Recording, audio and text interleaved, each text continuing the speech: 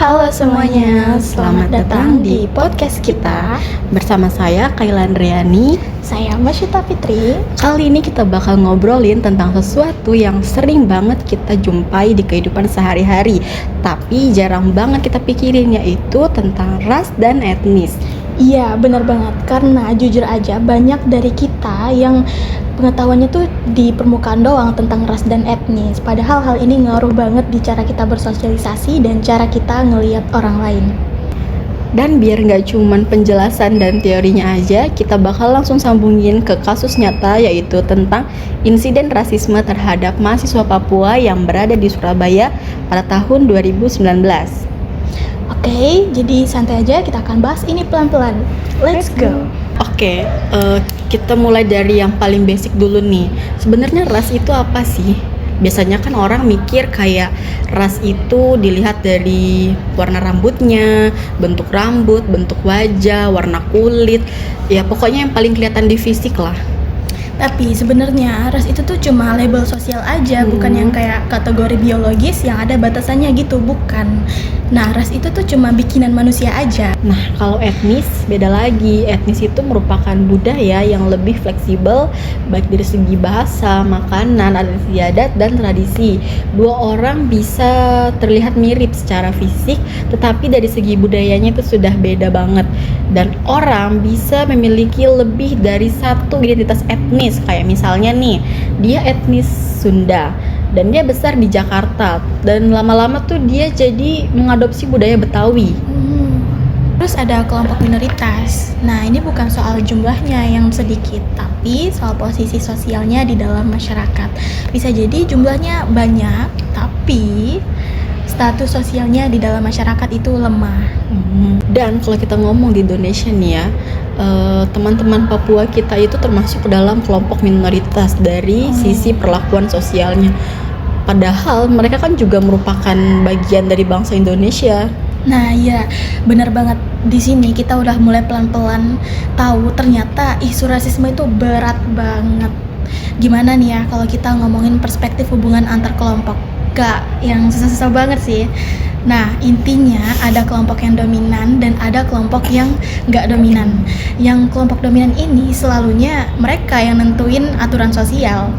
Nah, ini bakalan relevan banget sama kasus Papua tentang siapa yang boleh ngomong apa, siapa yang lebih dipercaya, dan siapa yang dianggap normal.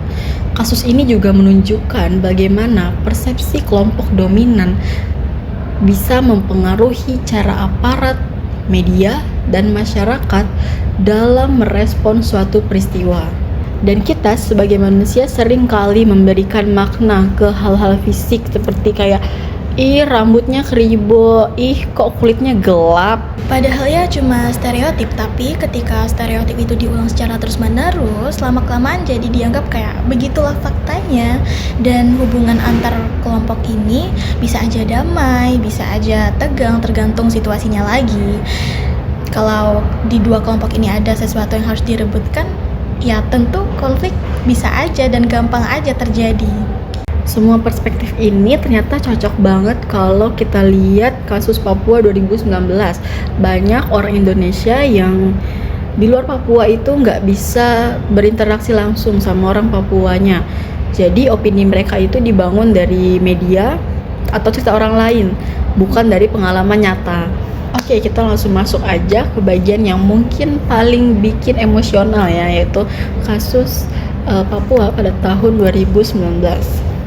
Nah, kebetulan aku ngikutin banget kasus ini. Biarpun itu pas itu aku masih kecil, tapi menurutku kasus ini tuh nyakitin banget sih, apalagi buat mereka yang dituju gitu kan.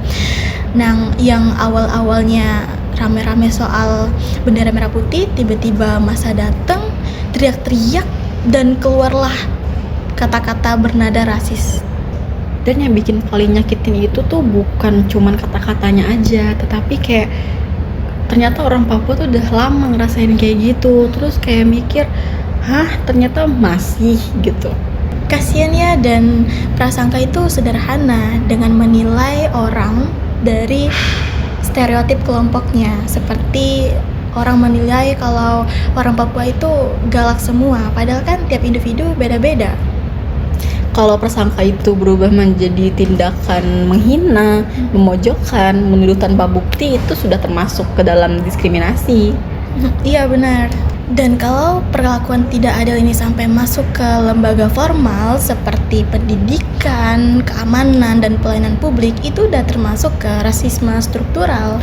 Makanya kasus Surabaya ini tuh bikin masyarakat protes besar-besaran. Iya benar. Karena ternyata ini bukan pertama kalinya. Sangat disayangkan ya, tapi ya hubungan antar etnis itu ada yang macam-macam. Ada yang bisa berdampingan secara damai, ada yang bisa bercampur, dan bisa juga yang terpisah secara halus. Dalam konteks Papua, seringkali masih ada jarak sosial. Orang bisa saja hidup berdampingan, tapi kayak punya tembok yang nggak kelihatan sama sekali. Itu tuh kenapa ya?